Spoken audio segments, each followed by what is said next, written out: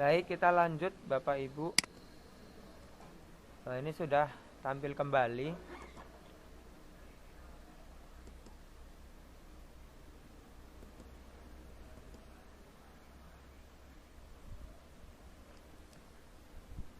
Jadi kita akan mulai dari teori motivasi perilaku manusia.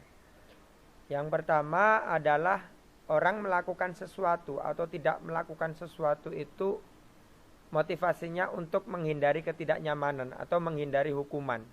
Jadi misalnya kita menyuruh siswa, kemudian kita memberikan semacam ancaman hukuman. Kalau kamu tidak mengerjakan PR, nanti bapak atau ibu suruh kamu lari lapangan 5 kali.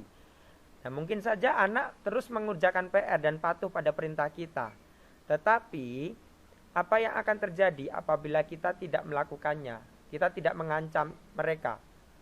Mungkin mereka menjadi kembali kepada settingan awal bahwa mereka bisa tidak mengerjakan apa yang kita suruh. Maka itu bisa disebut dengan motivasi eksternal. Artinya mereka melakukan sesuatu karena paksaan, karena ancaman hukuman yang kita berikan. Yang kedua adalah untuk mendapatkan imbalan dari orang lain atau institusi.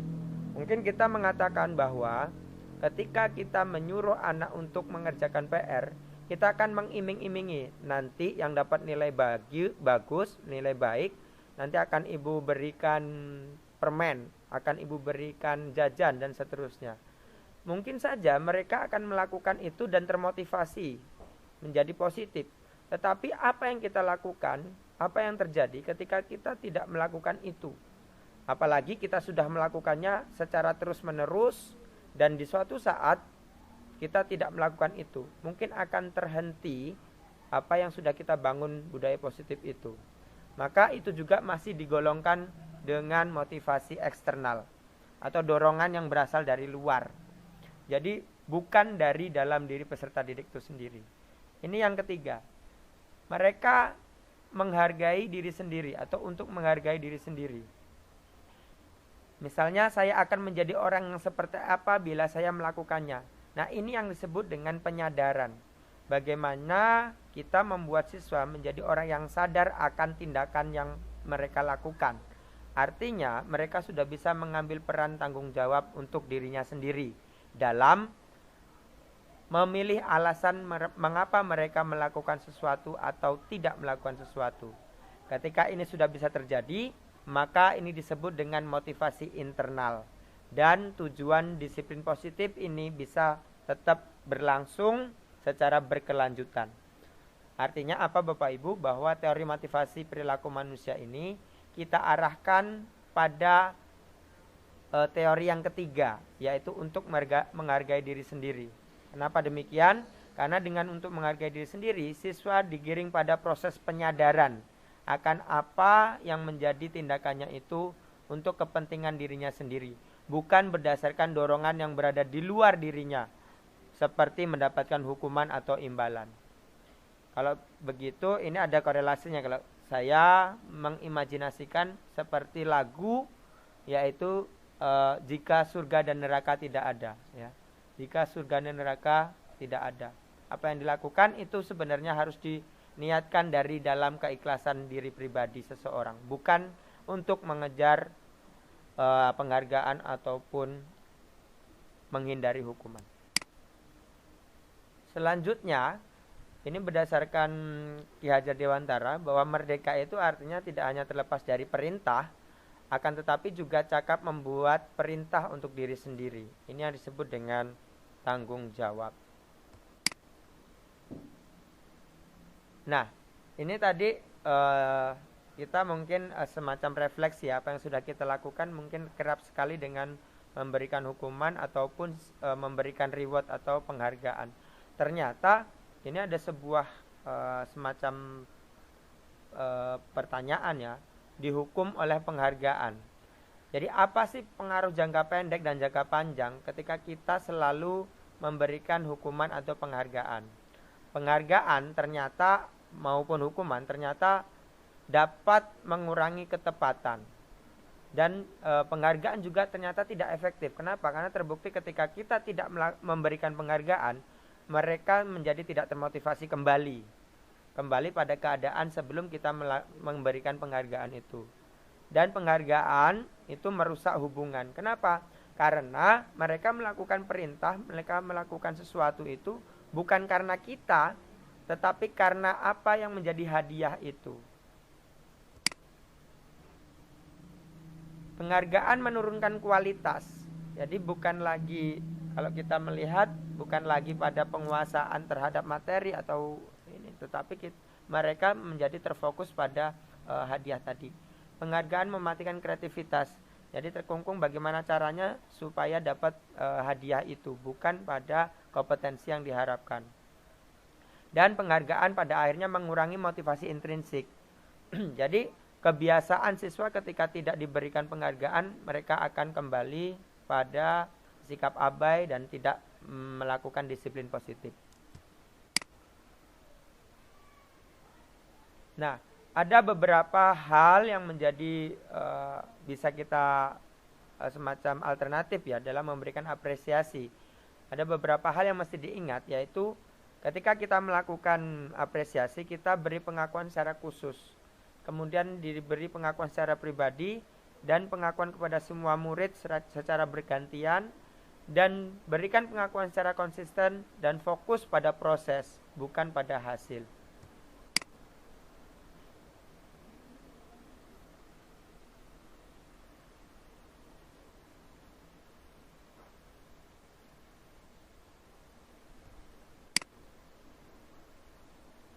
Nah, ini ada beberapa hal, mungkin dari studi kasus Bapak Ibu kita bisa cermati. Kita mungkin pernah melakukan salah satu di antaranya. Ini nanti kita minta Bapak Ibu merumuskan itu sebenarnya termasuk hukuman atau konsekuensi sih gitu. Jadi mungkin sambil dibaca dan sambil nanti silakan berpendapat. Yang pertama, mungkin ada kejadian mencatat 100 kali di dalam buku kalimat "saya tidak akan terlambat lagi karena terlambat ke sekolah". Jadi ini situasinya ada siswa yang terlambat sekolah, lalu kita menyuruh mereka untuk mencatat 100 kali di dalam buku kalimat berikut ini, "saya tidak akan terlambat lagi". Begitu terus sebanyak 100 kali. Kemudian yang kedua, lari mengelilingi lapangan basket 2 kali karena terlambat hadir di sekolah. Kemudian kita menyuruh murid meminta untuk push up 15 kali karena menggunakan masker, tidak menggunakan masker. Yang ketiga, kita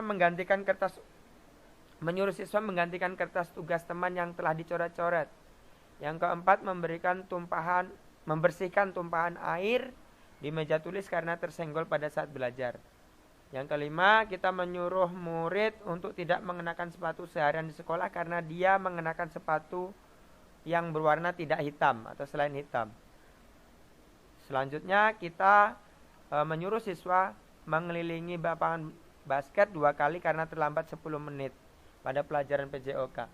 Kira-kira dari kejadian-kejadian ini, mana yang disebut hukuman atau mana yang disebut konsekuensi? Silakan Bapak Ibu berkomentar, memberikan tanggapan. Silakan raise hand. Yang pertama, mencatat 100 kali kalimat "saya tidak akan terlambat". Itu kira-kira termasuk hukuman atau konsekuensi ya? Mungkin dengan membuka mikrofonnya, kemudian silakan berkomentar.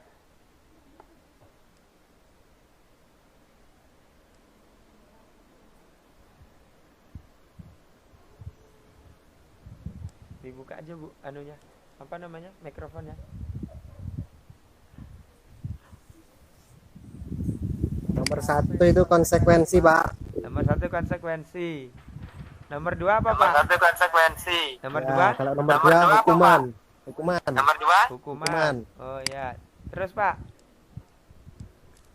Yang ketiga? Hukuman. Yang ketiga hukuman juga. Yang keempat, Pak? Yang keempat, Pak?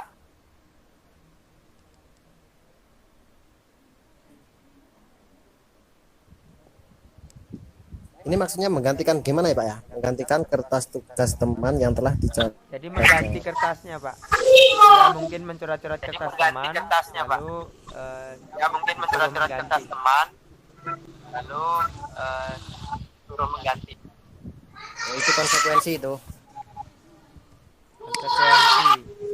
Terus yang selanjutnya, Pak. Konsekuensi. Terus yang Membersihkan selanjutnya, tumpahan Pak. air itu ya konsekuensi juga. Membersihkan tumpahan air.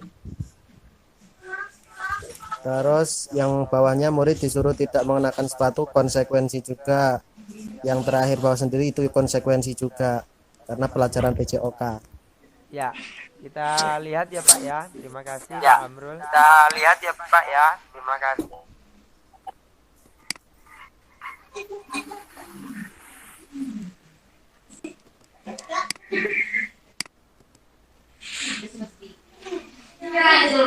Jadi Bapak Ibu mencatat 100 kali di dalam buku kalimat saya tidak akan terlambat lagi karena terlambat sekolah. Ini ternyata masuk hukuman. Kemudian lari itu sudah jelas, itu hukuman. Murid diminta push up itu hukuman, bersifat fisik. Menggantikan kertas tugas teman yang dicoret-coret karena dia mungkin yang mencoret, nah itu konsekuensi. Kemudian membersihkan tumpahan air di meja tulis karena tersenggol dia, itu konsekuensi. Disuruh mengenakan sepatu, tidak menggunakan sepatu seharian, itu hukuman. Dan lari mengelapkan basket 2 kali karena terlambat 10 menit untuk pelajaran PJOK, itu konsekuensi. Apa bedanya hukuman dan konsekuensi? Hukuman itu bersifat spontan Bapak Ibu. Jadi ketika ada pelanggaran, ada permasalahan, dia langsung diterapkan tanpa ada perencanaan. Nah, kalau konsekuensi itu ada perencanaan. Misalnya ada kesepakatan, ada perencanaan. Ketika mereka membuat satu kesalahan, itu sudah dihitung apa yang berhubungan dengan kesalahan itu. Jadi ada hubungannya. Jangan ketika mereka terlambat lalu kita menyuruh mereka untuk berjemur. Nah, itu tidak ada hubungannya. Kemudian selanjutnya ini adalah perbedaan tadi yang saya katakan.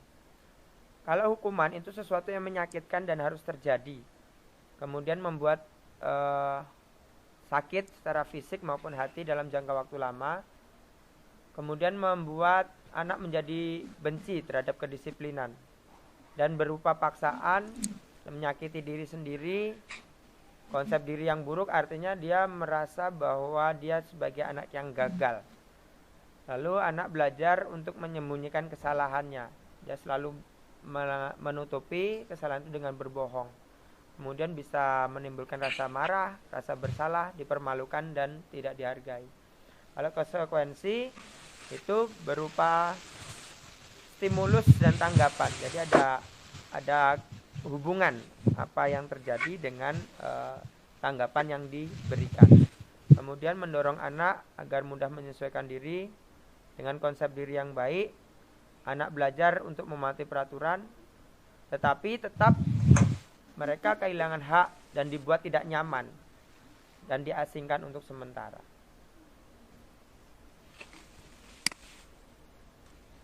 Nah, sebenarnya yang inti dari pembudayaan budaya positif itu di yang ketiga ini Bapak Ibu, yang disebut dengan restitusi. Jadi restitusi ini adalah tawaran metode baru yang digunakan bagaimana untuk menumbuhkan sikap budaya positif dan disiplin kepada siswa. Apa itu restitusi? Restitusi adalah proses menciptakan kondisi bagi murid untuk memperbaiki kesalahan mereka, sehingga mereka bisa kembali pada kelompok mereka dengan karakter yang lebih kuat. Dan restitusi merupakan proses kolaboratif yang mengajarkan murid untuk mencari solusi atas masalah mereka. Membantu murid berpikir tentang orang seperti apa yang mereka inginkan dan bagaimana mereka harus memperlakukan orang lain. Jadi kembali kepada keyakinan. Jadi nilai-nilai kebajikan, nilai-nilai positif yang mereka yakini dan menumbuhkan motivasi dari dalam diri mereka. Ini caranya disebut dengan restitusi.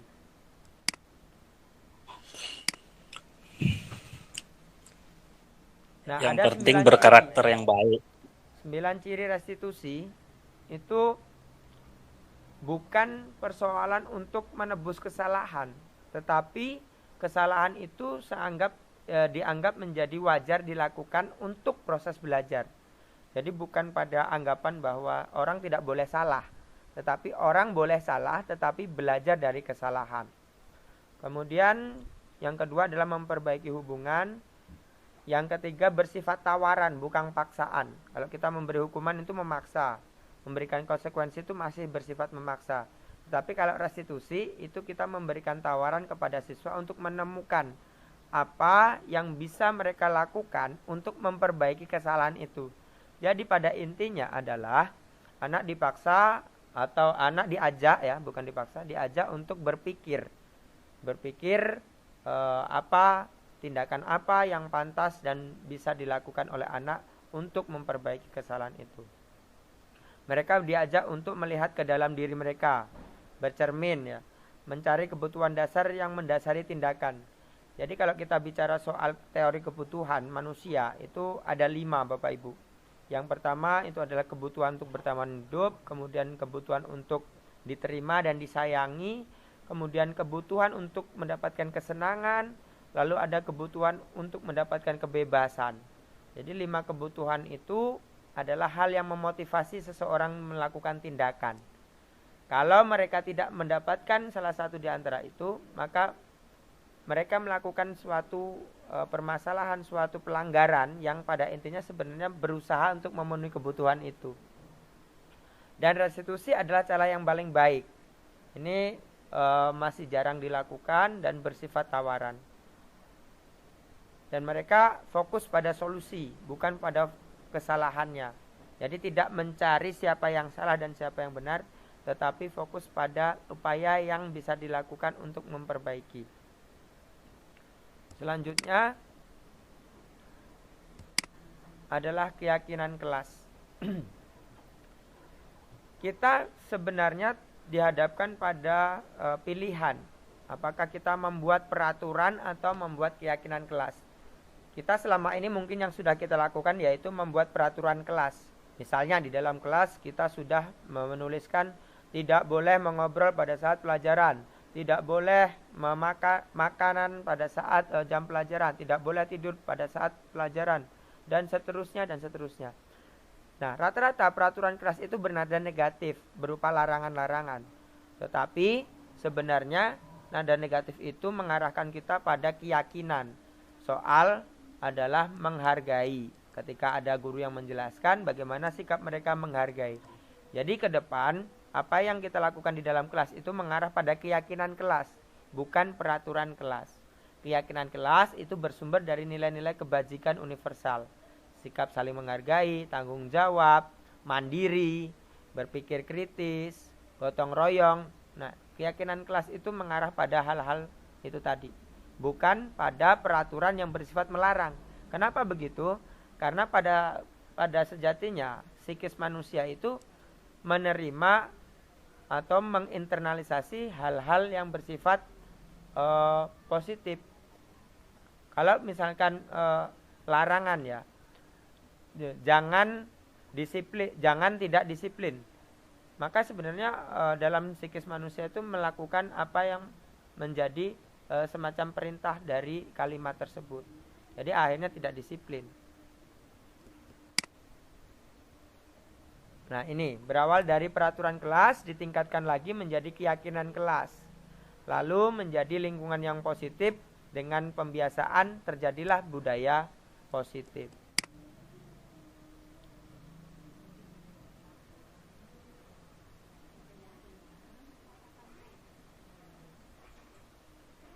Nah, yang mana merupakan keyakinan kelas dan mana yang kesepakatan kelas. Nah, yang sebelah ini sebenarnya ini keyakinan kelas. Kedua-duanya ini disebut judulnya kesepakatan kelas, ya, tapi ada 2 model maksudnya. Yang pertama datang tepat waktu mengucapkan salam. Yang kedua menjaga kebersihan sekolah, berdoa sebelum sesudah kegiatan, aktif dalam pembelajaran, tertib. Nah, ini yang sering kita buat. Kesepakatan yang kedua, ini sebenarnya disebut dengan keyakinan kelas. Tetapi di sini masih menggunakan kata kesepakatan kelas. Nah, keyakinan kelas ini bermuara pada ini, saling menyayangi, semangat belajar, saling peduli, dan seterusnya. Ini adalah nilai-nilai kebajikan universal yang bersifat umum. Jadi ke depannya yang didorong itu sebenarnya yang keyakinan kelas ini, yang di sebelah kanan ini.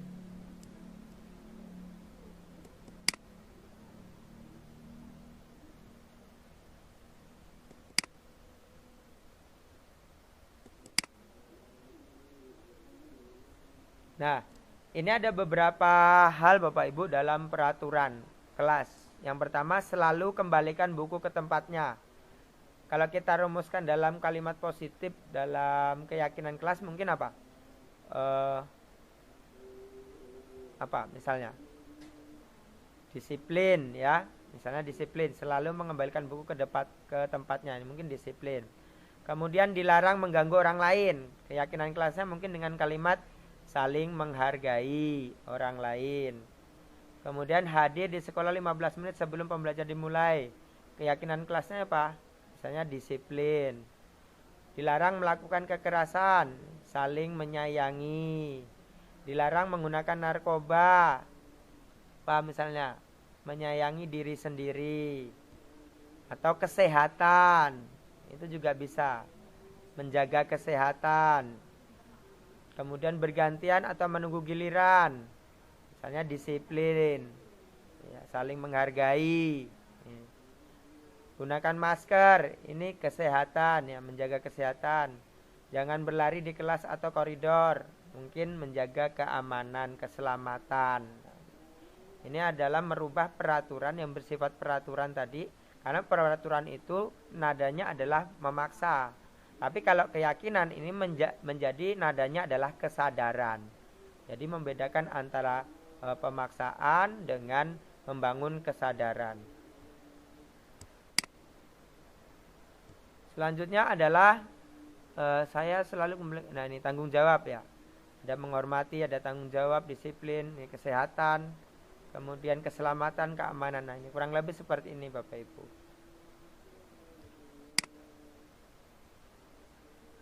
Nah, ini tadi yang saya sebutkan, kebutuhan dasar manusia.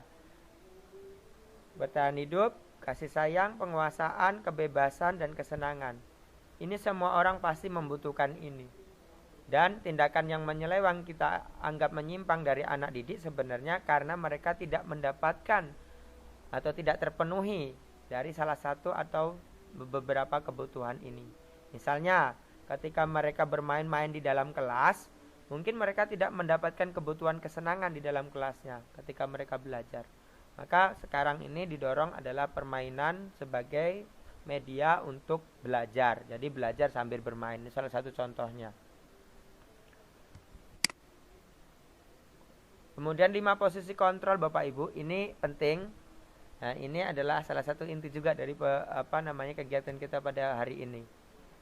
Yang pertama, tadi kita sudah berawal dari kepercayaan bahwa kita tidak bisa mengontrol orang lain. Baik, Bapak Ibu.